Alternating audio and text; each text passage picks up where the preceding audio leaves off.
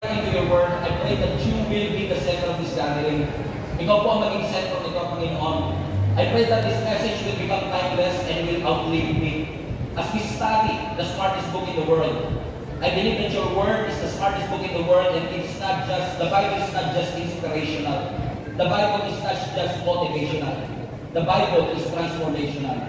So I pray in Jesus' name, Lord God, that you will transform our very heart. Hindi po kami pumunta rito para ma-inform, pumunta kami rito para ma-transform. Ang dalangin po namin, uuwi kami, Panginoon, na binago mo ang aming mga buhay sa pamamagitan po ng pag-aaral namin ng iyong mga salita. Salamat ng maraming sa pangalan ni Jesus. Amen. Punta po tayo sa Matthew 25, and as you are learning about this opportunity, if you are our guest, you are our visitor, you don't know exactly what is happening right now. Maybe you don't have a background of being in a part of a Christian community. I believe na lahat po tayo na narito, hindi po tayo nandito by accident.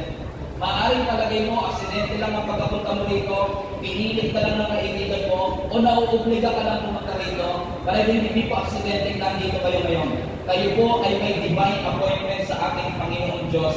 At naniniwala kayo ako na matatapos po ang event na ito, na uuwi tayo na binago ng Panginoon ng ating mga buhay. Kaya ang challenge ko po, titignan nyo ng mabuti yung pagkagin nyo kasi hindi nyo na yan makikilala mamaya sa mga transformation na gagawin ng Panginoon as we listen to the Word of God today. Matthew chapter 25. Matthew 25 verse 14 all the way to 29. Marami-rami po yung verses na babasahin natin. So kung hindi po kayo nagbasa ng Bible for 1 year kung 2024, makakahabol po kayo sa Bible reading plan. Okay? Matthew 25 verse 14. Again, it will be like a man going on a journey who called his servants and entrusted his wealth to them. Everybody say entrusted. To one, verse 15, to one, he gave 5 bags of gold. To another, 2 bags of gold. And to the other one, 1 bag of gold. Each according to his ability. Then he went on his journey. Verse 16. The man who had received 5 bags of gold went at once and put his money to work and made 5 bags more. So yung binigyan daw ng 5 bag ng ginto, trinabaho niya yung 5, naging 10. Next verse, verse 17. So also, the one with 2 bags of gold gained 2 more. So yung binigyan ng 2 bag, ginawang 4 yung bag. Verse 18. But the man who had received 1 bag went off, dug a hole in the ground, and hid his master's money. In other words, hindi niya trinabaho yung meron siya. As sabi ng verse 19, after a long time, the master of those servants returned and settled his account with them. The man who had received 5 bags of gold brought the other 5. At sabi niya, Master, you entrusted me with 5 bags of gold, and see, I have gained 5 more. Verse 21, his master replied, well done, good and faithful servant. You have been faithful with a few things, and I will put you in charge of many things. Come and share your master's happiness. Verse 22, the man with 2 bags of gold also came. At sabi niya, Master, you entrusted me with 2 bags of gold, and see, I have gained 2 more. Look at this, verse 23. His master replied, well done, good and faithful servant. You have been faithful with a few things, and I will put you in charge of many things. Come and share your master's happiness. In case you're curious, wala pong difference yung sinabi ng master doon sa nauna dito sa pangalawa. Verse 24, then the man who had received 1 bag of gold came. Ano sabi ng master? I knew that you are a hard man, harvesting where you have not sown, and gathering where you have not scattered seed. Verse 25, so I was afraid, and went out, and hid your gold in the ground. See, here is what belongs to you. And his master replied, you wicked and lazy servant. So you knew that I harvest where I have not sown, and gather where I have not scattered seed. Well then, verse 27, you should have put my money on deposit with the bankers, so that when I return, I would have received it back with interest. Verse 28, so take the bag of gold from him, and gave it to the one who has 10 bags. Yung kaisa-isang meron siya, kinuha pa, at binigay doon sa may 10.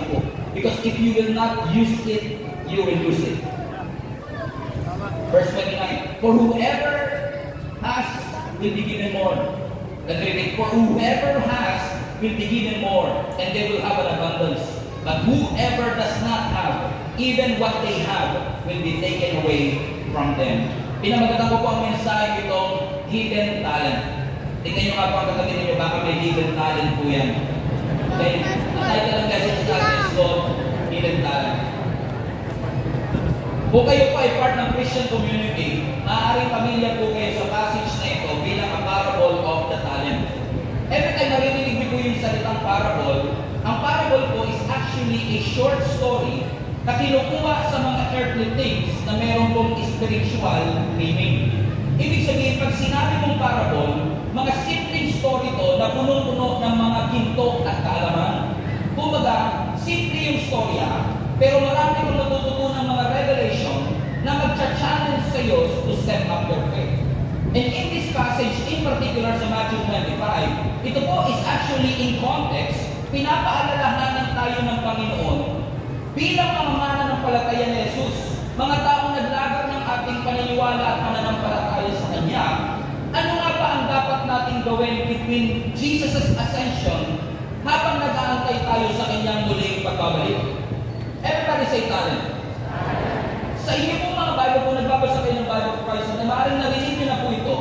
At kapag narinig natin usually ang talent, ang interpretation natin, ito ay pagsayaw, pagkanta, pagluluto, o kaya pagtutulog habang preaching. Pero yung talent po mga kapatid, na sinasabi po sa scripture na ito, ay hindi po patungkol sa galing mo sa pagkanta o pagsayaw, kundi ito po ay currency.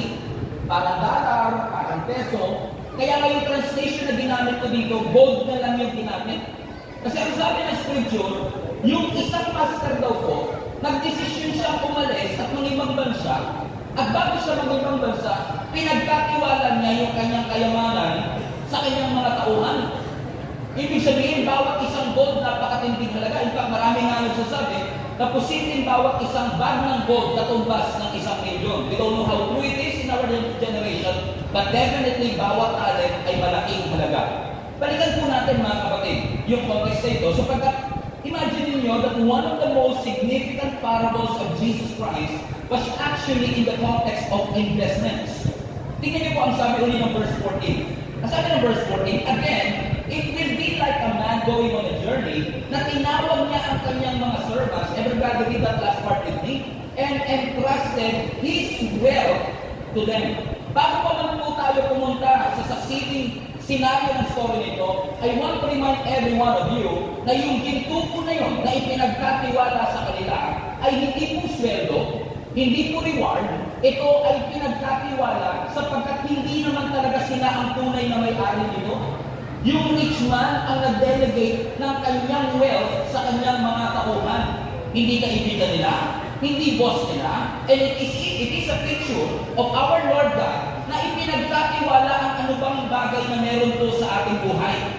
Ibig sabihin, dinelegate ng master yung kanyang kayamanan, hindi niya sinabi kung kailan siya babalik. Pansinin po ninyo ito. Next slide. Ang sabi na scripture, entrusted his wealth.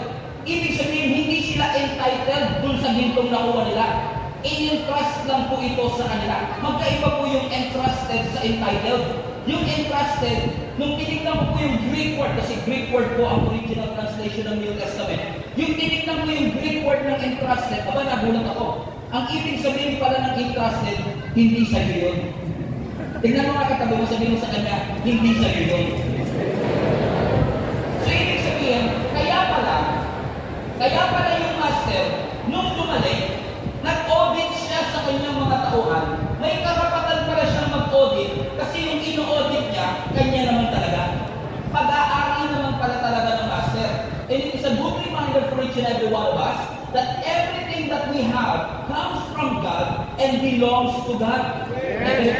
Everything in your life comes from God and belongs to God. Yung trabaho mo, galing sa Diyos yan. Yung mga kaibigan mo, galing sa Diyos yan. Yung mga connection mo, sa Diyos pa rin yan. Yung finances mo, sa Diyos pa rin yan. Maging yung personality mo, sa Diyos pa rin yan. Yung experiences mo, sa Diyos pa rin yan. Yung social media platform mo, sa Diyos pa rin yan. Everything that you have comes from and belongs to God. You did not make it by yourself. You did not achieve it by yourself. You did not earn it by yourself. Everything that you have comes from God and belongs to God. Tingnan mo ka katabi mo, sabihin mo sa kanya, passing or seatbelt, pakiramdam ko, ikaw dapat ni Pastor tonight. Ibig sabihin, if everything that I have comes from God and belongs to God, ibig sabihin, kung wala ang Diyos, I am nothing. Without God, I am nothing. Ibig sabihin, maging yung pagkain sa table ko, galing sa Panginoon. Yung oxygen na hinihinga ko, galing sa Panginoon. Yung trabaho papasukan ko bukas, galing sa Panginoon. Yung pamilyang uuwian ko, sana excited ko umuwi, ay galing sa Panginoon. Yung finances ko, galing sa Diyos. Yung resources ko, galing sa Panginoon. And I understand, maaaring ko sa inyo, hindi ba siya doon naiintindihan yung mga sinasabi?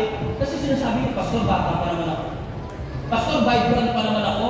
Dynamic pa naman po ako. Marami pa akong magagawa sa aking buhay. O sige, bata ka pa. O sige, dynamic ka pa.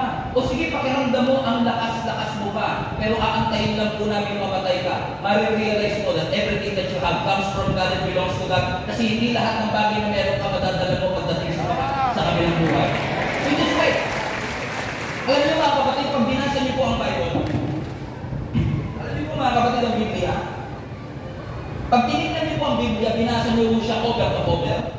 Ang sabi ng maraming Bible scholar, meron pong pangako ang Diyos na mahigit 8,000 pangako sa Bible. Imagine niyo po yun. About 8,000 promises of God in all of the Scripture. Pero listen to me, 8,000 ang pangako ng Diyos, pero wala ni isang pangako na buhay ka pabukas. There is no guarantee that you're still alive today, at tomorrow. Walang pangako ang Diyos na buhay pa tayo. Paalala lamang po sa bawat isa sa atin na lahat ng bagay na meron tayo, pati yung oxygen na hinihinga natin ay galing sa Panginoon. Tingnan mo katabi mo, sabi ko sa kanya, sabi ko na ikaw topic today. Ibig sabihin, pumunta tayo dito sa mundo ito na walang dala. Uuwi din po tayo na walang dala.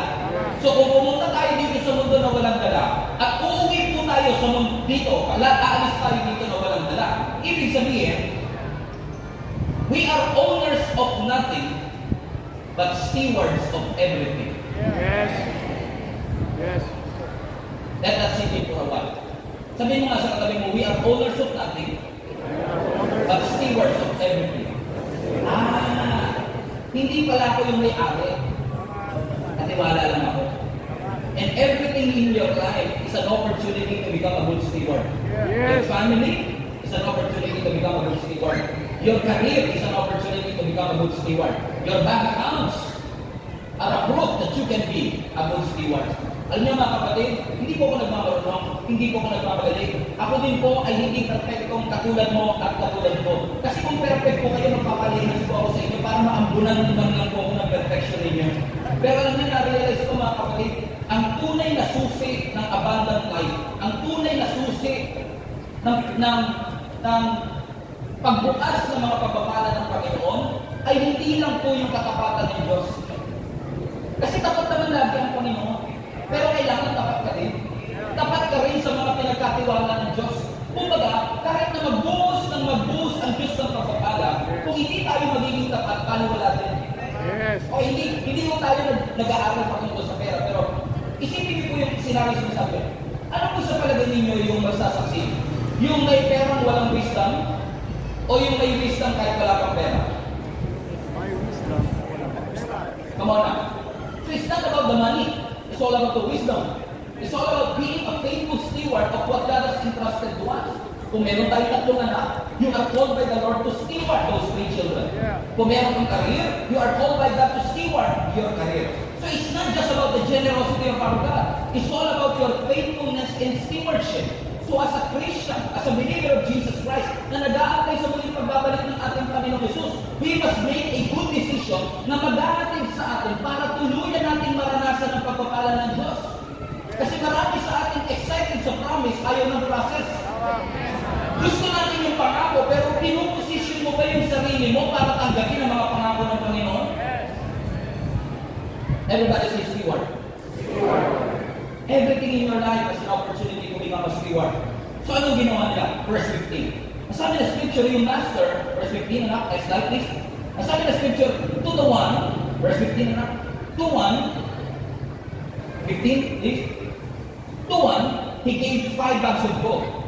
To the other, he gave how many? 2 bags of gold. And to the other, how many? 1 bag of gold. So si contestant number 1, binigyan ng 5 ginto. Yung contestant number 2, binigyan ng 2 ginto. At yung binigyan ng contestant number 3, 1 ginto. Question, paano nalaman ng master kung gaano karaming ginto ang ibibigay niya sa kanyang mga servant? The answer is in the verse. Next slide. As sabi ng scripture, ibinigay siya each according to his ability. So kaya nakatanggap yung una ng 5 kasi alam ng master kaya niyang i-handle ang 5. Kaya nakatanggap yung pangalawa ng 2 kasi alam ng master kaya niyang i-handle ang 2. At kaya nakatanggap yung isa ng isa kasi alam niya yan pala ang kaya niyang i-handle ngayon.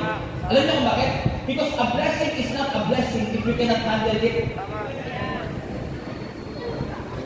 And God knows exactly your capacity and your ability to handle the resources that God has entrusted to you. Kapag you cannot handle the blessing that God has entrusted, minsan yung blessing nagiging curse. Alam niyo, pero po kilala, tinantad po niya sa amin, sa isang kwento na tumama po siya daw sa loto. Ano yung tumama siya ng loto ng daan-daang milyon, after 3 months na umos niya lahat ng pinanalunan niya, may utang pa siya. Nakuha niya lahat ng gusto niya, lahat ng pinanalangin niya so-called sa Panginoon, pero nung natanggap na niya, naging sumpa sa kanya, ngayon problemado siya kasi may utang siya. Ibig sabihin, isang malaking bangungot kung iniisip mong pang 5 ginto ka, pero ang capacity mo pang 1 lang talaga.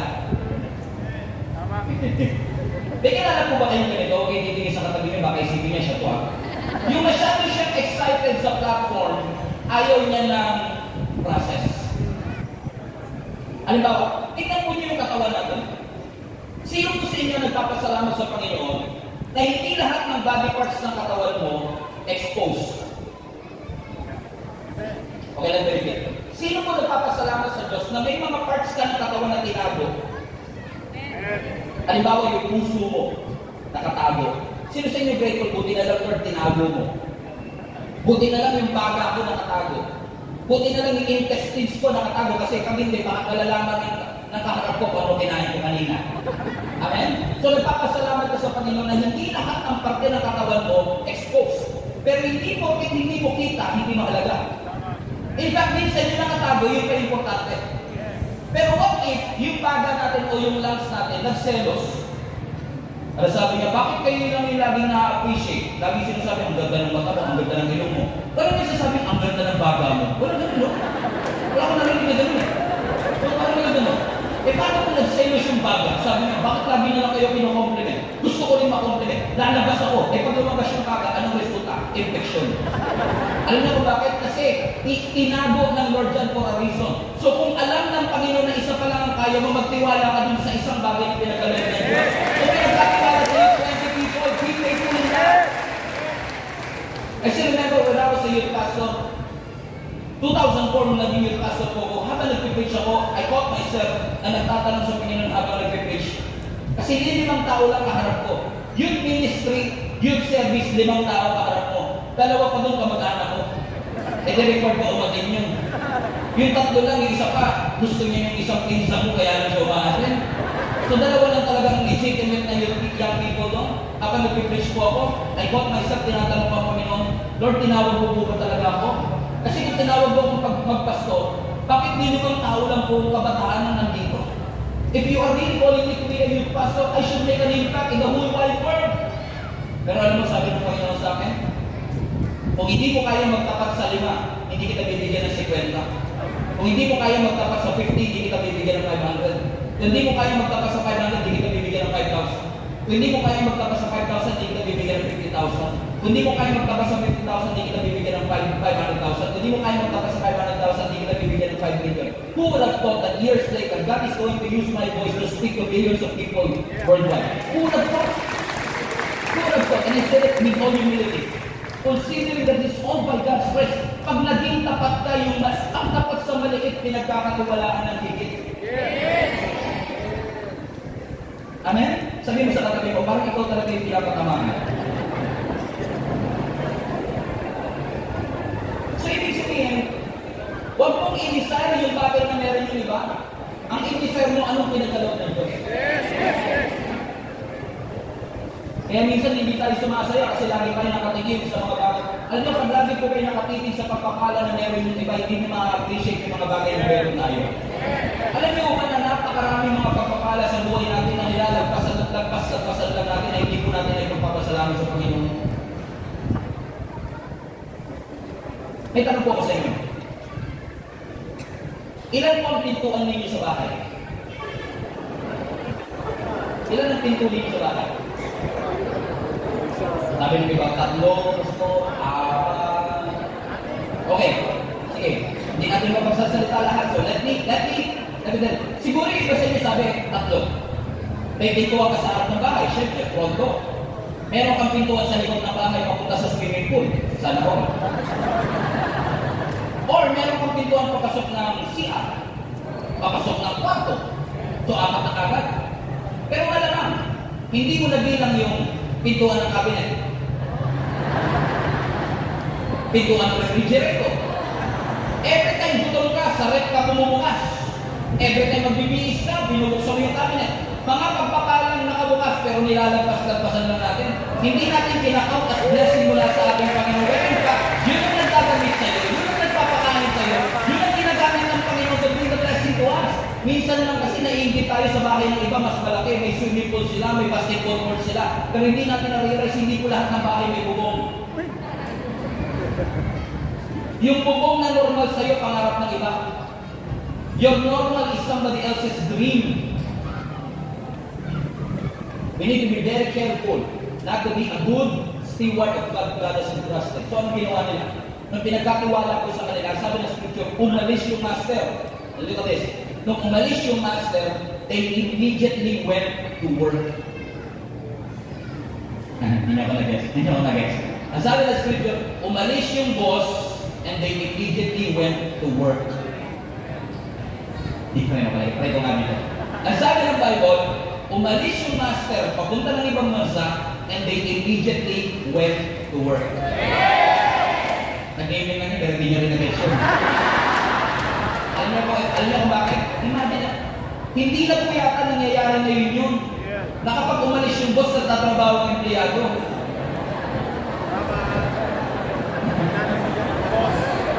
Sabi mo talaga, ikaw topic ka. Kasi sabi na ba ito, kung kailan umalis yung master, doon sila nagsimula magtrabaho. Tingnan niyo sabi ng scripture. Yung 5, yung isa na nakakuha ng 5 bag ng ginto, trinabaho niya, naging 10. Yung 2, trinabaho niya, naging 4. Ibig sabihin, in the absence of his boss, they work. In the absence of their master, they remain faithful. Now, this is my question to you. Kaya mo bang magtrabaho kahit walang nakatingin? Kaya mo bang maging tapat sa ministry mo kahit walang nakakapansin sa simbahan ni maliit? Kaya mo bang maging tapat even when no one is looking? Can you be faithful even when the crowd is not big? When the visibility is low? When your boss is on vacation? Can you give your best to God kahit walang nakatingin sa'yo? Walang nakaka-appreciate, walang nagbabalidate sa atin? Because ang tunay na increase nangyayari kapag tapat ka sa maliit na bagay kahit walang nakatingin, kahit walang nagbabalidate, kahit walang nakakapansin, kahit walang nakakapagpasalamat. Kasi hindi naman tayo naglilingkod sa tao in the first place. Yes! We are serving in the audience of one. Ang validation na kailangan natin yung sa Diyos lamang at wala na itong iba. So ang challenge sa atin ngayong gabi, kaya po ba natin maging tapat kahit na walang nakakapansin at nakakatingin sa atin? Tingnan niyo si David sa Bible. Faithful siyang shepherd nung inanoint siya ni Prophet Samuel. Hindi niya hinabol ang posisyon ang umabol sa kanya. Pag tapat ka kasi, hindi papayag ang Diyos na hindi ka reward sa kanya sa iyong katapatan. Si Elisha, farmer siya eh. Bago siya nakita ni Elijah at nakaranas ng double portion of anointing. In the midst of their faithfulness, dun sa maliliit na bagay habang walang nakakakita, kahit hindi na notice ng ibang yung effort, kahit hindi napapansin ng boss na nag-overtime ka, kahit hindi na-appreciate ng mga leaders mo ang iyong mga ginagawa, whatever you do it for the glory of God. You don't do it for being human, but you do it for the glory of God. We are faithful not to glorify our boss. We are faithful to glorify the Lord. Kaya ang sabi ng scripture, be faithful, 1 Corinthians, be faithful and steadfast, always abounding in good work, for your labor is not in vain. Be faithful. Everybody say be faithful. Be faithful. So anong ginawa nila? Rinabaho nila, in-invest nila. Everybody say invest. Question, may inutos ba yung master na i-invest nila yun in the first place? Kung alam niyo yung Bible ninyo, hindi sinabi ng scripture na, alis ako, i-invest mo na, hindi. Hindi sinabi ng scripture, hindi sinabi at inutos ng master na trabahuin nila yung bagay na meron sila. So, it was not commanded, but it was expected. Na kapag may pinagkatiwala sa iyo, it is expected that you will be faithful in whatever amount that you have and work it out. Pastor, parang mahirap naman po yata niya. Parang hindi naman yata ako naniniwala. Tingnan niyo to. Pwede kasi sabihin ng iba, Pastor, kung sino yung may 5, siya na lang yung magtrabaho. Total, isa lang naman yung meron sa akin. Kung sino may malaking simbahan, maraming pera sa ministry, yun na lang yung gumawa ng mission. Kami maliit pa naman kami, dito naman kami. Ay, hindi kayo dito, kasi po ang mga taga-Bigyasis, balita ko, mga perfecto daw po kayo. So, pinag-uusapan po natin yung mga taga-La Union. Kasi may taga-La Union pala rin. So, taga-Baguio. Amen? Okay, it was not commanded, but it was expected. Kasi tignan nyo no?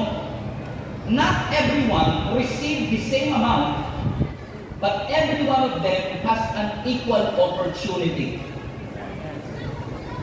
Hindi pare-pareho ang kanilang natanggap, pero pareho-pareho po silang may opportunity na ipinagkaloob para i-invest at trabahuin yung bagay na meron sila.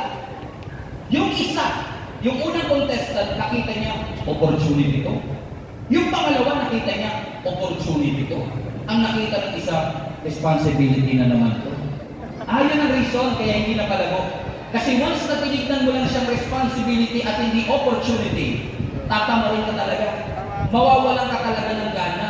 Manghihina ka po talaga. Pero once na ma-realize mo that whatever you have, gano'n mang kaliit o kalaki, is not a responsibility but an opportunity for you to continue spreading the gospel of Jesus Christ para punuin ang langit at mas maraming tao makakilala sa Kanya. Abay, hindi ka pagpapawisan, hindi ka mapapagod, kasi alam mo ginagawa mo ito para sa kalwalatian ng Diyos na buhay. Hallelujah! Bakit? Ang tapat sa maliit, pinagkakalooban ng ano? Higit! Ang tapat sa 5, nagiging 10. Kaya maging tapat ka kahit maliit ang negosyo. Sino ba mag-aakala? Baka mamaya may global opportunity yan in the future. Yung mga skills na meron ka, baka magulat ka. Talhin ka niyan sa global stage. Lahat ng milyon-milyon followers sa Facebook nagsimula sa 1 follower. Lahat ng simbahan nagsimula sa maliit at konting member. Kahit yung mga fast food chain na tulad ng Jollibee nagsimula sa isang branch. Ang 42-kilometer marathon nagsimula sa unang hakbang. Huwag mong mamaliitin. Yung mga maliliit na simula, bawat piso, opportunity yan. Work it out. Bawat umaga, opportunity yan. Work it out. Every gising is a blessing. Work it out. Every job offer is a blessing. Work it out. Every business idea is a blessing. Every gig, every Sunday opportunity, trabahuin mo lang. Sabi mo sa katabi mo, konting sipag naman. Konting sipag. Tingnan niyo, iba, pag nakakulot na ako, galit na galit ka eh. Kasi pumunta ako rito para ma-encourage. Hindi ko naman alam, sisirmonan mo pala kami. Sabi ng verse 16. Sabi ng verse 16, so the one who had received 5 bags of gold went at once and put his money to work and gave 5 more. So yung unang contestant, yung 5 niya, naging ilan po ulit? 10. So also, verse 17. Verse 17, the one with 2 bags of gold gave 2 more.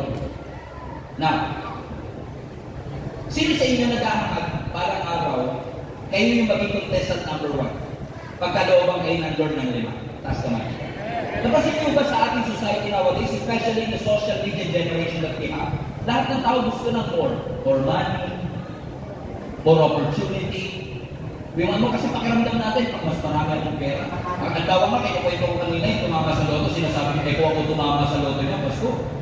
Eh di dapat, baka ano pa yan, baka dumami pa yan. Kaya nga sabi ko sa mga member ng church namin, kapag kayo nakita ko kayo tumataya sa loto, tanungin nyo rin, bakit nakita ko kayo dun? Dapat hindi tayo magkita eh. Yung tumataya doon, tingnan nyo ito. Bawat isa, yung contestant number 1, yung 5 niya naging 10. Yung contestant number 2, yung 2 niya naging 4. Pagkaiba ng amount, pero pareho ng percentage. Both of them have an increase of 100%. At pareho sila naging tapat. Kaya ang sabi ng Master, well done, thy good and faithful servant. Nakitaan ng Diyos ng Master ng faithfulness sa mga taong ito. Pero yung isa, pwede iniisip niya, if I have more, baka in-invest ko dito sa iba. Kung mas marami na ako, kung meron akong kasing dami ng pera na meron ng iba, kung meron na ako kasing dami ng ganda, kung kasing tangkat ko lang siya, kasing ganda ko lang siya, kasing tangos kang yung ilong ko ng ilong niya, kasing kinis kang yung mukha ko ng mukha niya, eh di ba wala na magiging maganda ang aking buhay. Pero napansin niyo ba na hindi lahat ng more na dinideserve natin ay iaalaw ng Panginoon kasi alam niya hindi pa po tayo ready? Hindi po lahat ng more sa buhay ng bawat tao ay pwedeng magatid ng blessing. At kung iniisip natin na kapag mas marami na tayong pera, makakapag-relax ka na, kapag mas maraming opportunity, mas makakapag-relax, mas maraming simbahan, mas maraming members, mas makakapag-relax, abay mag-isip po tayo ulit. Kasi tingnan nyo nangyari sa kanila. Yung 5 naging 10, yung 2 naging 4, ano reward sa kanila? Verse 18. Sabi ng verse 18, sabay-sabay natin basahin. Next verse please. Next time. Sabi ng verse 21, verse 21. Sabi ng scripture, his master replied, well done, good and faithful servant. Everybody read. You have been faithful with a few things. Now, I will put you in charge of anything. Question, may salary increase ba? Wala. May trophy ba? May reward ba? Wala. Kapag faithful, minsan may nagkakatiwalaan ng mas maraming responsibility. Tama kasi minsan may idea tayo na, halimbawa, iba, sasabihin lang, Pastor, sa 2025, ang aming pinag-pray sa Panginoon, ang vision namin, maraming kaluluwa ang dadali ng Panginoon sa aming mga simbahan, ay magandang vision po yan. Pero na-imagine nyo na po ba kapag tinupad talaga ng Diyos ang inyong panalangin, at talagang may 1,000 pumasok sa inyong simbahan, how would you handle it? Kasi more na di ba? There is more. Kasi may idea tayo na kapag dumating yung harvest, ibig sabihin makakapagpahinga na tayo. No. Kaya nga po iba masyadong matindi po, grabe po ang kanilang pagtatrabaho nowadays kasi ang gusto nila makapag-retire sila ng maaga. Kasi ang imagination nila ng retirement, yung nakaupo sila sa Boracay, tapos mayroon silang hawak-hawak na mango shake na may payong. Tapos, kumakain sila ng ubas, sinusubuan sila, pinapaypayan sila. Kasi minsan ang akala natin, harvest means rest. But harvest means more work. Harvest means God will entrust you with bigger things, bigger responsibility. Kasi nakita ng Lord na tapat ka sa maliit. Ang tanong ng Panginoon, kaya mo pa rin bang magtapat kapag binigyan ka na ng Lord ng mas malaki? Alam kong hindi amen na walang message natin today, but I want to encourage you something. Hindi pa aksidente na kung saan ka mang simbahan, naroroon doon ka nilagay ng Panginoon. I believe you are on the divine appointment at gagamitin niya ikaw kasama ng iyong mga pastor at mga kapwa-leaders mo na magtutulungan tayo to advance God's kingdom wherever we are. It doesn't matter kung sino nakaka-appreciate, it doesn't matter kung sino nakakakita. As long as we are doing it for one purpose, and that is to glorify the Lord and advance God's kingdom, we will do it faithfully for the kingdom of God. Hallelujah! Kasi iba gusto lang ng blessing, ayaw nila ng process. May mga bagay po sa 2025. May mga blessings sa 2025 na nagre-require ng 2025 attitude. May mga 2025 blessings na nagre-require ng 2025 habits. Ano sabi na scripture? Yung nag-iisang lalaki na hindi nagtrabaho, ang sabi ng Bible, yung gold na natanggap niya, nilibig niya. Nagbukay siya, pinaon niya sa lupa, at nung bumalik yung master, nung nag-o-audit na yung master, sabi niya, asan na yung pinagkatiwala ko sa'yo? Sabi ng isa, Lord, sir, I know you are a hard man. You're harvesting crops that you did not, natakot po ako. Kaya binaon ko po sa lupa. Ito po, ibabalik ko na lang po. Ano ang sabi ng master? You wicked and lazy servant. Kasi sa panahon ng master, it's wicked to maintain what the master has entrusted to him. Nasabi ng scripture, you wicked and lazy servant. Bakit question? May deserve ba yung lalaki na maging tapat? Meron naman siguro. Pero magkaiba yung deserve lang sa committed ka. Iba yung may deserve kang maglingkod sa committed kang maglingkod. Iba yung gusto mo lang sa committed ka talaga na gawin. Kasi let me tell you this, the more na sumusunod ka sa Panginoon, the more na maraming challenges ang darating sa iyong buhay. Kapag tinawag ka ng Panginoon sa mas mataas na pagtawag, mas mataas din ang pagsubok na iyong pagdadaanan. New level will always have a new devil. New level, new devil. Bawat level, bawat stage, may bagong challenges at pagsubok. Alam niyo po, anak ako ng pastor, kaya ayoko maging pastor kasi alam ko mahirap maging pastor. Dahil nakita ko po sa tatay ko kung gano'ng mahirap maging pastor, itinaga ko sa bato, hindi ako magiging pastor. 2010, nangusap ang Panginoon sa akin na nasabi niya, tatawagin kita para magpastor na isang simbahan. Ayoko talaga sumunod sa Panginoon. Nasabi ko sa Panginoon, Lord, hindi ko po gagawin yan kasi alam ko po ang hirap ng pagpapastor. 3 taon ko pong tinakbuhan ng pagpapastor. Umuo ako sa Lord 2013. Pero alam niyo po ba, kahit yung 2013 na naging pastor ako ng simbahan, yung pagsunod ko na yun, half-baked. Parang sumunod lang ako for the sake of title, para lang humingi. Kasi sabi ni Lord, sumunod ako. But deep in my heart, naniniguro pa rin ako. Paano kami kakain? Paano kami mabubuhay? Kaya po alam niyo yung ginawa ko? Noong 2010 hanggang 2013, nag-ipon ako ng nag-ipon. Para pag nagpastor ako, kahit paano may ipon naman ako. Kasi nakita ko po kung gano'ng kahirap ako maging pastor. Para lang naniniguro ako. Sigurado akong tinawag ako ng Diyos, pero sigurista rin ako. May kilala ko ba kayo naman? Sigurista pero hindi sigurado. Naniniguro, kasi di ba katulad ni Abraham, ang sabi ng Lord kay Abraham, go and I will show you where to go. Pero tayo baliktad, i-show mo muna Lord bago ko mag-go. Tama? Katulad ni Peter, nung inimbitahan siya ng Panginoon to walk on water, do you remember the story? Nasabi, Lord, if it is you, command me to come to you on the water. Sabi ng Lord, come.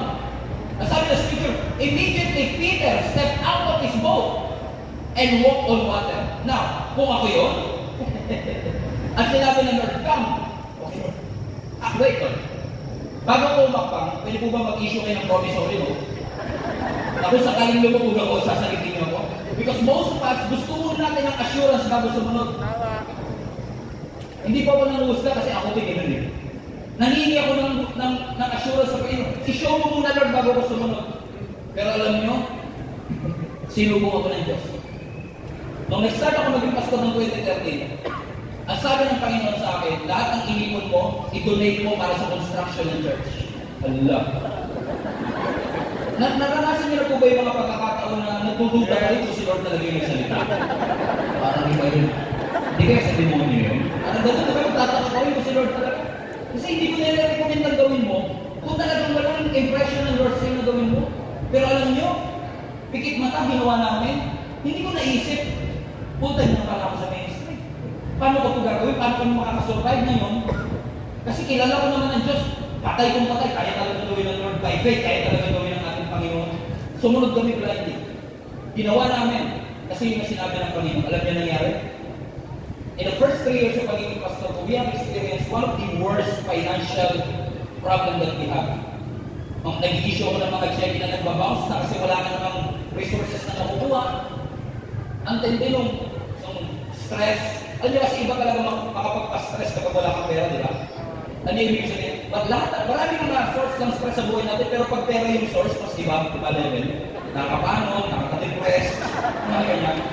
So, to cut a long story short, I still remember the first 3 years na yun, parang marami sa hindi ba niniwala, but from 2013 to 2016, 2016 is the worst financial year of our lives, or almost a year. Araw-araw itlog lang kinakain namin ni Jenny. Nakita niyo yung asawa kong pagkaganda-ganda? Itlog lang ang kinakain namin. Umaga, tanghali, gabi. Buti na lang yung asawa ko creative. Umaga, sunny side up. Tanghali, scrambled egg.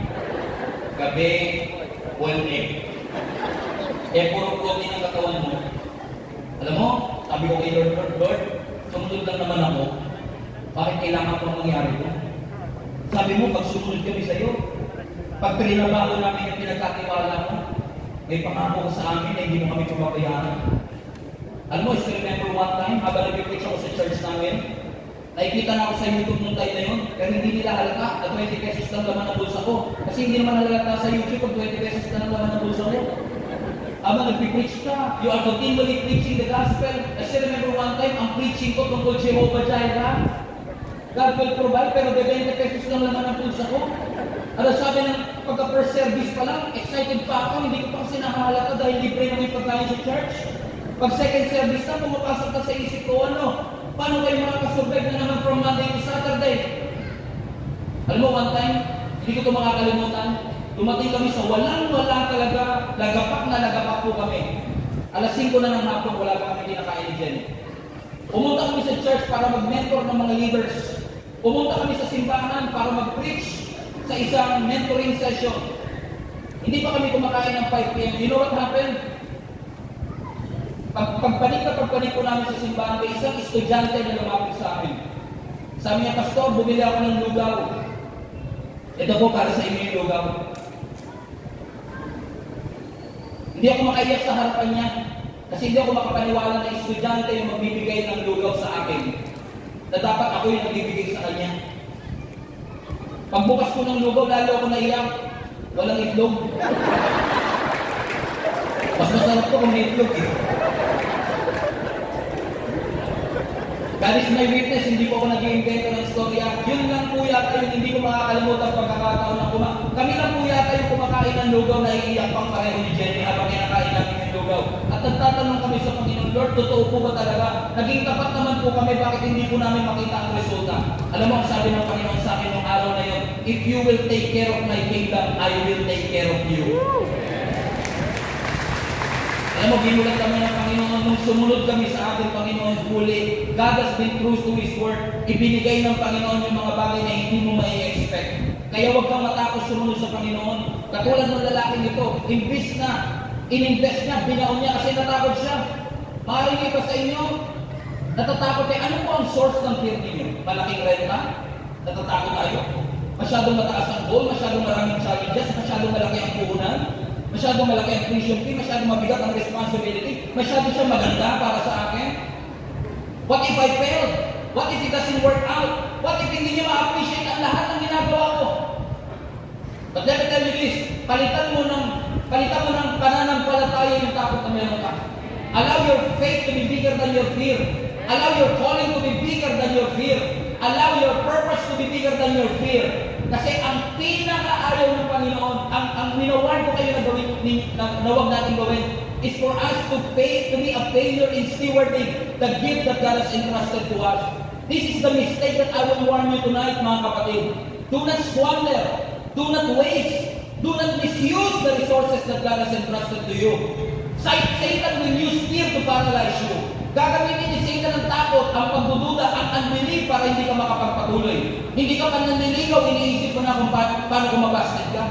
Hindi ka pa nagsisimula ng negosyo, iniisip mo na paano ko pag nalugi. Hindi ka pa nag-a-apply, iniisip mo na agad bago ma-terminate. Advance mag-isip. We should not wait to make things happen. We should make things happen. By the grace of God. Things don't move because the clock moves. The calendar doesn't move because the calendar... No, that's not the scripture. Well done! Bakit well done? Hindi sinabing well taught. Sabi well done. Because nakita ng master na naging tapat po sila. Your feelings might affect your decision right now. But let me tell you this, your decision is more powerful than your fear. You can decide not to fear. You can decide to believe in the Lord. As sabi ng Scripture, trust the Lord with all your heart and lean not on your own understanding. In all your ways, acknowledge Him and He shall direct your path. Believe in the Lord. He is faithful to His promise. Huwag mo nga hayaan maging katulad ka ng mga taga-ibang lugar. Kasi nga po ang Pangasinan perfect. Talented pero tamad. Gifted pero walang usa. Magaling pero may attitude. Mahusay pero walang syaga. May potential pero laging nagtadahilan. May future, kaso ang buldang ayaw na pumasok.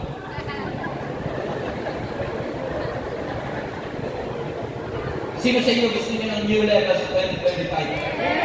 Nasasabihin din kayo ng Panginoong, well done, my good and faithful servant. Taas po kayo lahat ng gusto. Sabi mo sa katabi mo, mag-ready ka na, lilipat na ako. Sabi mo sa kanya, lilipat ako sa 2025. This year is going to be a year of more in my life. God is going to open more opportunities. God is going to open more doors in the name of Jesus. It will happen by the grace of God. Amen? But God wants to transform your heart first today. Na maging katiwala ka. Katulad ko yung close finish. Ano po ang kaibahan ng caterpillar sa paru-paro?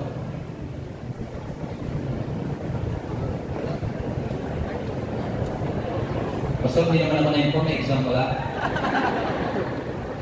Diba? Tinuturuan po tayo sa science natin na yung uod, gumagapang, tama ba?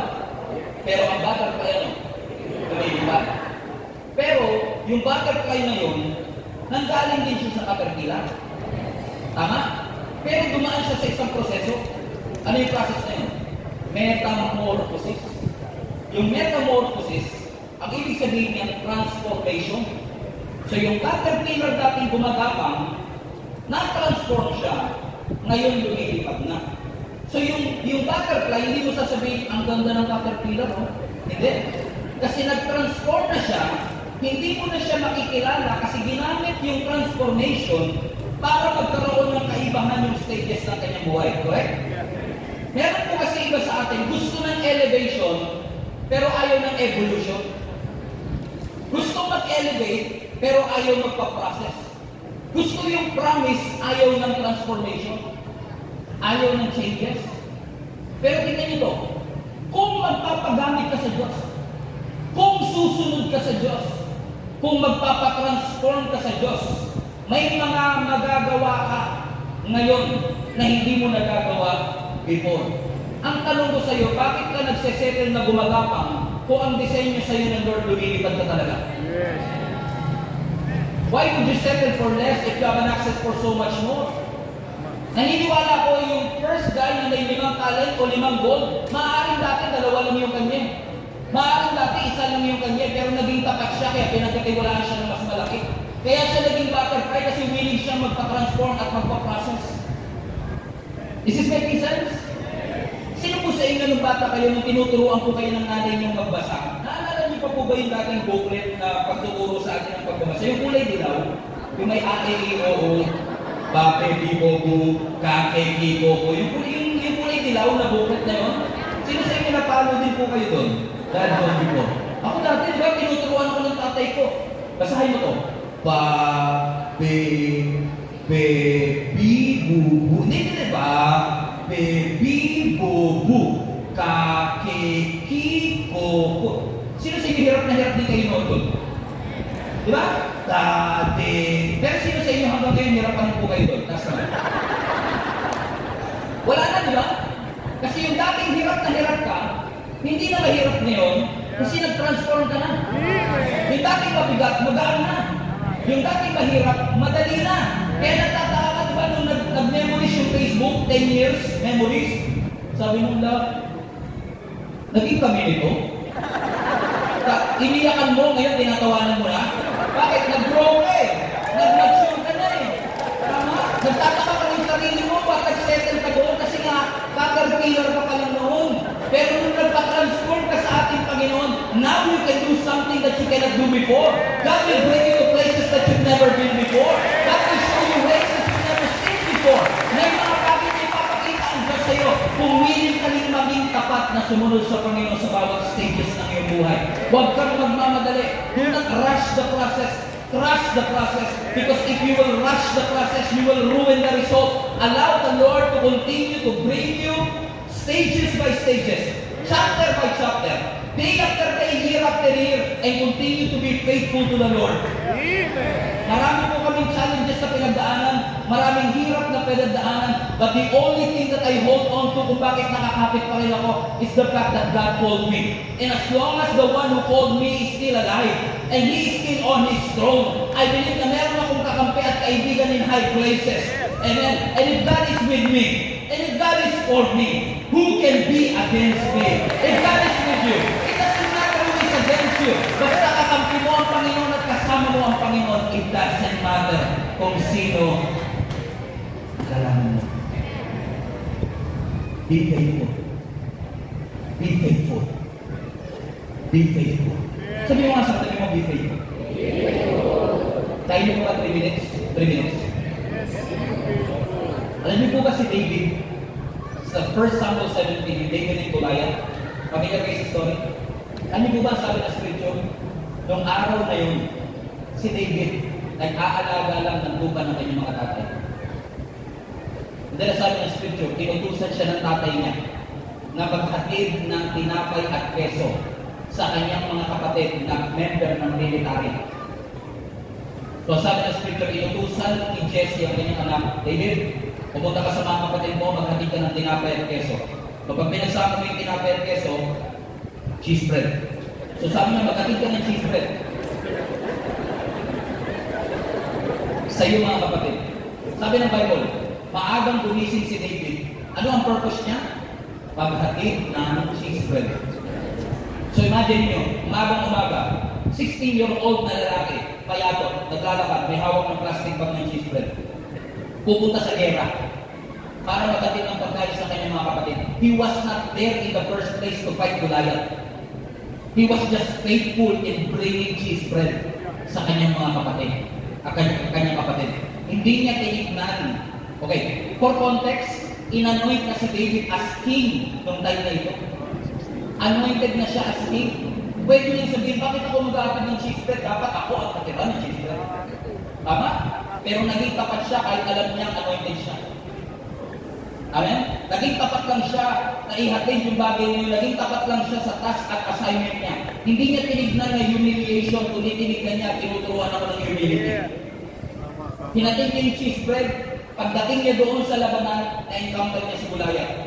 Sabi ng scripture, 40 days nang hinahamon ni Goliath. Si Goliath po, almost 10 feet ang height. Si David, 5'4". Hinahamon ni Goliath ang buong nation of Israel. Nag-send na lang kayo ng representative ninyo. Pag nanalo kayo sa akin, kung mananalo kayo, magpapaalipin kami sa inyo. Pero pag nanalo ako sa inyo, lahat kayo alipin namin. Huwag na tayo maglagay ng bloodshed. One-on-one na lang. Walang gustong lumaban. Kahit yung hari, bahat ang buntot. Pero nung 40th day, iyan nyo nga po yung pala. On the 40th day, this is the defining moment. Ang sabi ng scripture, on the 40th day, naghamon na naman si Goliath. O ano? May inisang ko na tayo dito, wala pa rin ba kayong papadala? But this time, narinig ko David. Yung hamon ni Goliath, habang hawak-hawak niya yung plastic bag ng cheese bread. Nasabi ni David kay Goliath, sabi ni David si soldier, who is this uncircumcised Philistine that is mocking the armies of the living God? Sa Tagalog,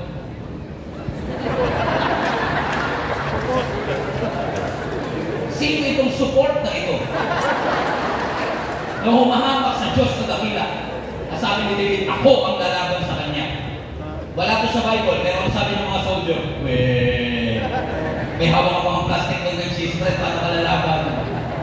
Pero ang sabi ng scripture, walang magawa si Saul. Walang gustong lumaban, kaya nag-post siya sa jobstreet.com. Sabi niya, sino ba ang willing na lumaban? Kay Goliath. Lahat ng applicants denied. Wala silang choice. Pinapasok si David sa opisina ni King Saul. Kaya kung tutusin si David, hindi niya nilabanan si Goliath dahil qualified siya. Nilabanan niya si Goliath kasi walang choice. Walang gustong lumaban. Pinasuot sa kanya yung armor, hindi niya kaya bitbitin. Pinahawak sa kanya yung espada, hindi niya kayang dalhin. Pero sabi ng scripture, walang choice siya pinalaban. Imagine ninyo kung kayo taga-Saray Lights. Nag-aantay kayo ng representative until tumunog yung trompeta. May representative na tayo! Wow! Paglabas si David, payatot, may hawak ng plastic bag ng cheese bread. Sabi ng mga sumalit, patay boss, wala na. Talo na talaga tayo nito. Pero niya sabi ng scripture, imbis na si David ang defensive dahil underdog siya, siya ang offensive. Dahil sabi niya, Goliath, Ang dala-dala mo'y espada. Ang dala-dala mo'y bakal. Pero ang dala-dala mo'y pangalan ng Diyos. Sabi ng scripture, hawak-hawak kanyang slingshot. One shot, 5 ang hawak niyang stone. Pero isa lang ang ginamit niya. Sabi ng scripture, ano kung lalagyan ko ito ng cinematic music?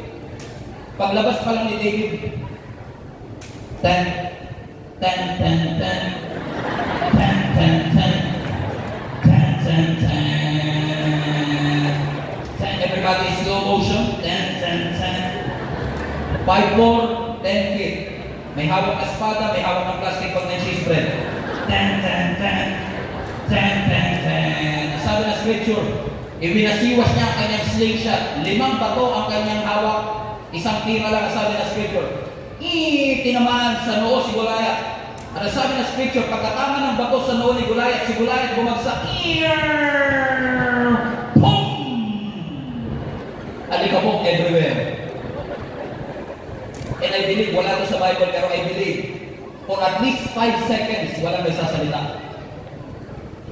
Lahat sila tulala. Paano nangyari ito? Yung lalaki may hawak ng plastic bag ng cheese, napabagsak sila, Goliath, and after 5 seconds, bigla silang sumigaw, yeah! Yeah! Because finally, yung maligit 1 buwang kalaban nila, napabagsak in 1 shot. Then, 5 yung kanyang hawak, pero isa lang ginamit niya. This is the first time na nakita ng lahat si David gumamit ng kanyang slingshot. Pero hindi ibig sabihin yun yung unang beses niyang gumamit ng slingshot. Kasi nung siya'y nandun at nagsi-shepherd, ginamit ng Lord yung na practice session. Ginamit ng Lord yung dark room to prepare him for the defining moment of his life. Kaya wag na wag mong i-despise yung mga moments ng iyong buhay na pakiramdam mo wala nakakapansin. Sa pakiramdam mo wala nakakapag-validate kasi gagamitin ng Lord na preparation station sa defining moment ng iyong buhay, ng iyong pamilya, ng iyong career, ng iyong church. If you will continue to be faithful in what God has entrusted to you kahit wala nakatingin, I assure you, God will bring you to the defining moment of your life if you will hold on to His promise. He is true to His word. Lahat na naniniwala dapat ang Panginoon.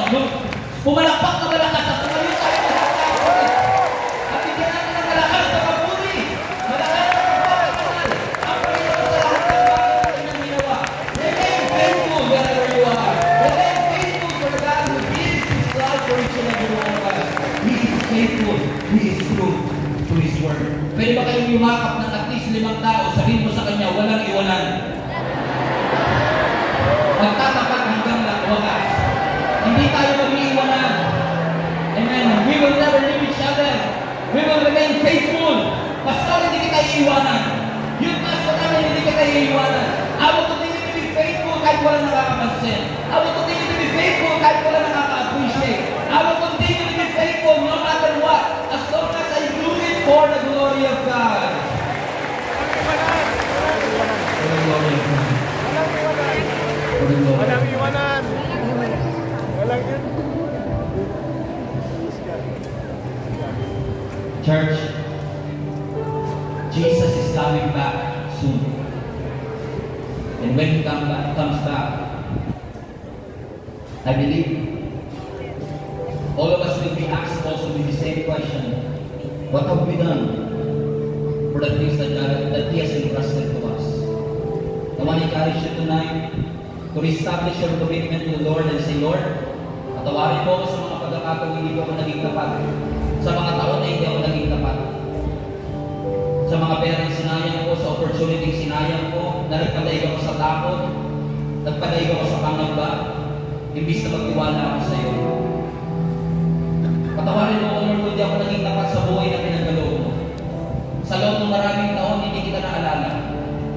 Pero alam mo, kapatid, nakalimutan mo man ng Diyos, hindi kanya nakalimutan. Hindi mo man siya laging naaalala, pero lagi ka naaalala ng Panginoon. And I want to remind you today, yung buhay po na meron tayo, pinagkatiwala ng Diyos sa atin, at nais po ng Panginoon na maging tapat po tayo sa bawat minuto, sa bawat oras sa ipinagkaloob ng Diyos. Hindi po ko narito para kumbinsihin kang sumama sa isang religiyon, sa isang organisasyon, but let me remind you, we are all serving the Lord. Lahat po tayo nilikha ng Panginoon at darating ang panahon na itong Diyos na ito na nagmahalat at alin ng kanyang buhay sa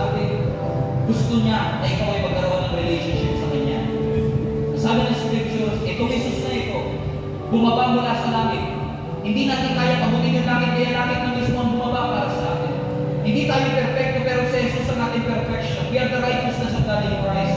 Because of what Jesus Christ has done on the cross more than 2,000 years ago, that He bled and died for all our sins. Ang sabi po ng Scripture, ibinigay niya ang kanyang buhay voluntarily. Hindi po siya basta pinatay. Ibinigay ni Jesus ang kanyang buhay para sa iyo at para sa akin. And I don't want to waste this opportunity and not introduce to you Jesus Christ, who loves you so much, who cares for you. Si Jesus na tinagalayan ko ng aking buhay, na tinalaguran ko ang lahat para sumunod sa Kanya. Itong Jesus na ito ay kumakatok po sa pintuan ng iyong puso. He is inviting you to have a relationship with Him and to have this moment of stewardship. Say, Lord, ang buhay ko may silang, pero gusto ko ipagkatiwala ito sa iyo ng buong ko. Every head bow, every eye closed. Kung nais po ninyo, tatagpitin si Jesus bilang inyong Panginoon na tagapagligtas. If you want to dedicate or rededicate your life to Jesus Christ, I want to invite you to pray this simple prayer with me. As I pray, just repeat after me at ipanalangin mo ito as if ikaw talaga ang nananalangin. And if you are bold enough, I want to encourage you. If you want to accept Jesus as your Lord and Savior, you can just raise your hands right now. Yung isang kamay lang. And if you want to accept Jesus Christ, rededicate your life to Him. Hindi tayo sasama sa isang religion, hindi tayo sasama sa isang organization. Gusto mo lang mag-respond sa pagmamahal ng Diyos. Just raise up your hands and repeat after me. Lord Jesus, I repent of my sins. Come into my heart. I want to make you my Lord and Savior. I acknowledge your love. I acknowledge that you died for me. You buried and rose again from the dead. Panginoong Jesus, binubuksan ko po ang aking puso. Pumasok ka, Panginoon, at maging tagapagligtas ng aking buhay. Salamat sa iyong pagmamahal. Salamat sa kaligtasan. Ngayon po, aking pong pinagpapasyahan na sumunod sa iyo, talikuran ng aking lumang buhay, at ikaw ang itaas sa aking buhay. Salamat ng marami sa pangalan ng Jesus. Amen. And if we pray that prayer, I believe that you're not born again. I want to encourage you to one of us. The way we pray today, let's pray. One last time, let's pray. Panginoon, I want to thank you, Lord God, for this town witnesses. Alam ko, Panginoon, that this is not an accident that we are here. We are all on a divine appointment. It's not an accident na dinala mo kami, hindi accident, narinig po namin ito. Naniniwala ko may purpose ka, plano ka, Panginoon. And as we continue, Panginoon, sa aming buhay with this program as well, dalangin ko, Panginoon, that each and every one of us will continue to have this deep, deep revelation that without you, Jesus, we are nothing. Lord, hayaan mo na bawat isa sa amin, Panginoon, ay magpanatiling tapat sa lahat ng bagay na ipinagkaloob nyo. At ikaw lamang, Panginoon, ang aming maitaas. Sa iyo po ang lahat ng papuri, Lord, at pinagkakatiwala po namin ang buong bayan ito sa iyong kamay. Lord, ang dalangin ko magkaroon, Panginoon, ng tunay na transformation, Panginoon, sa lugar na ito. Lord, sa lahat ng mga tao, Panginoon, ay patuloy mong ingatan. Lord, ang lahat ng tao, maging mga namamahala po, Panginoon, ibigyan mo ng karunungan, bigyan mo ng pag-iingat, Panginoon, at hayaan mo, Panginoon, ang tao na ito, Panginoon, ay magiging kilala, Panginoon, dahil sa magandang pamamahala, dahil sa mga potensyal at mga talento ng mga tao ng dito, Lord God. Lord, ibagsak niyo po, Panginoon, ang inyong favor, Panginoon, sa lugar na ito. At ikaw lang po lagi ang aming maitaas sa lahat ng panahon. Hayaan mo naging tapat kami katiwala, Panginoon, ng lahat ng ipinagkatiwala mo. Sa iyo ang papuri at pagsamba sa matamis na pangalan ni Jesus. Ang lahat ng binago ng Diyos, ikaw na. May ba kayo mag-alpay ng at least 5 tao sa kayo sa kanya? God is good! All the time! Wala sa palakpakan sa Diyos! Hallelujah! Praise the Lord! Narito ba natin bigyan ng 30 segundo palakpakan ng Panginoon? Sa lahat ng kanyang ginawa, sa kanyang kabutihan, noon, ngayon, at magpapalayaman!